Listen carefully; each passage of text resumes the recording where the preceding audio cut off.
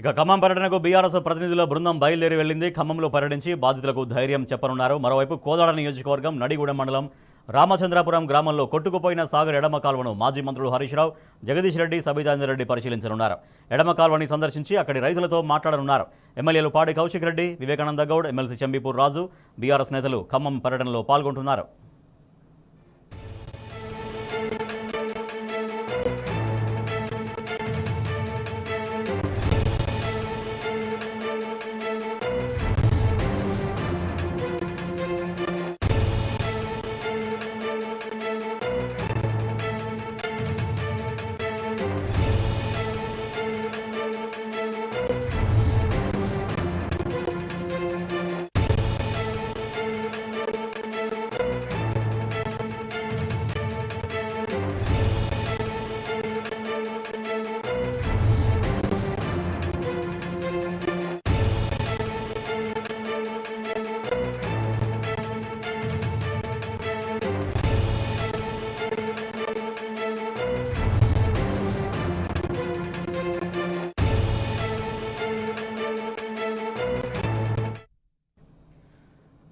BRS నేతలు మాజీ మంత్రుల ఆధ్వర్యంలో ప్రతినిధుల బృందం ఖమ్మంకు బయలుదేరి వెళ్ళింది. ఖమ్మం వరద ప్రభావిత ప్రాంతాల్లో అక్కడ పర్యటించి ఆ బాధితులకు ధైర్యం చెప్పి అనంతరం నడిగూడెం చేరుకుంటారు.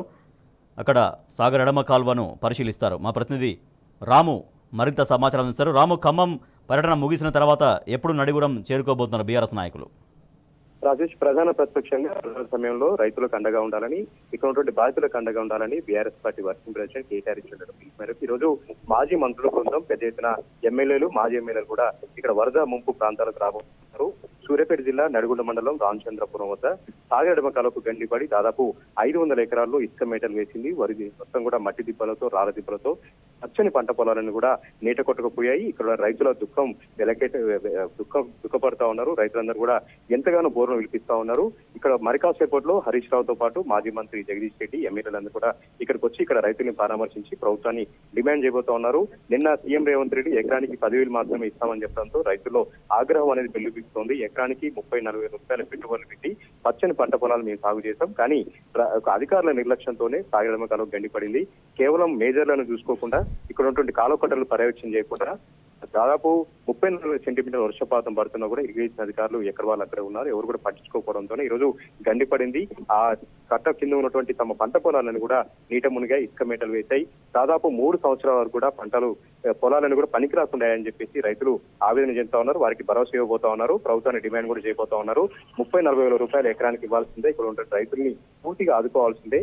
ఇసుక మేటలు, ఎంత మట్టి దిబ్బలు, రాళ్ళ దిబ్బలు ఉన్నాయి కాబట్టి అవన్నీ కూడా తొలగించేందుకు ప్రభుత్వం తరఫున చర్య తీసుకోవాలని డిమాండ్ చేయబోతా ఉన్నారు. ప్రభుత్వం పైన ఒత్తిడి చేయబోతా ఉన్నారు. సూర్యాపేటలో అక్కడ ఆగారు. ఆ తర్వాత నేరుగా నడిగూడెం మండలం రామచంద్రపురం దగ్గరికి వచ్చిన తర్వాత ఇక్కడ సాగర్ ఎడమ కాలువ గండి ప్రదేశానికి ఇక్కడ చేరుకొని ఇక్కడ ముంపు ప్రాంతానంతా కూడా పరిశీలించి, సందర్శించి రైతులతో మాట్లాడిన తర్వాత నేరుగా ఖమ్మం జిల్లాకు వెళ్లి పాలేరు నియోజకవర్గంలో విశ్వాసం ఏదైతే ఉందో 9 మంది చనిపోయారు. అక్కడ దాదాపు 100 ప్రాణాలు కూడా అపాయంలో పడ్డాయి. దాదాపు కోట్ల రూపాయల నష్టం జరిగింది. అక్కడ కూడా అండగా ఉండేందుకు మనం మాజీ మంత్రుల బృందం అక్కడికి వెళ్ళబోతా ఉంది.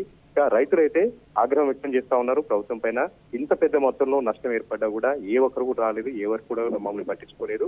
కనీసం గన్లు పడుతున్నాయని ప్రభుత్వానికి అధికారులకు చెప్పినా కూడా ఎవరు పట్టించుకోలేదని వారు ఆవేదన చెందుతా ఉన్నారు. కోదాడ, హుజూర్నగర్ పట్టణాలు అయితే కకలావికలమయ్యాయి, చిగురుటాకులు వణికిపోయాయి. 2 రోజుల పాటు వాళ్ళందరూ కూడా నీళ్ళలోనే ఉన్నారు. వాళ్ళ నిత్యావసరాన్ని కూడా తెరిచాయి. అంటువ్యాధులు ఇప్పటికే ప్రబలాయి. ఇంటింట్ల జ్వరాలతో వాళ్ళందరూ కూడా ఇబ్బంది పడుతా ఉన్నారు. వారిని కూడా మంత్రుల బృందం ఈ రోజు సందర్శించబోతా ఉంది, వాళ్ళు పరామర్శించబోతా ఉంది. ఇక్కడ పెద్ద ఎత్తున రైతులు ఉన్నారు. రైతులతో కలిసి ప్రభుత్వం పైన పోరాటం చేసేందుకు ఇక్కడికి వస్తా ఉన్నారు. ప్రభుత్వం పైన ఒత్తిడి చేసేందుకు వస్తా ఉన్నారు. ఇక్కడే మీడియాతో కూడా హరీష్ రావు మాట్లాడబోతా ఉన్నారు. ప్రభుత్వానికి ఒక అల్టిమేటం కూడా జారీ చేయబోతా ఉన్నారు. Rajesh, right, thank you Ramu.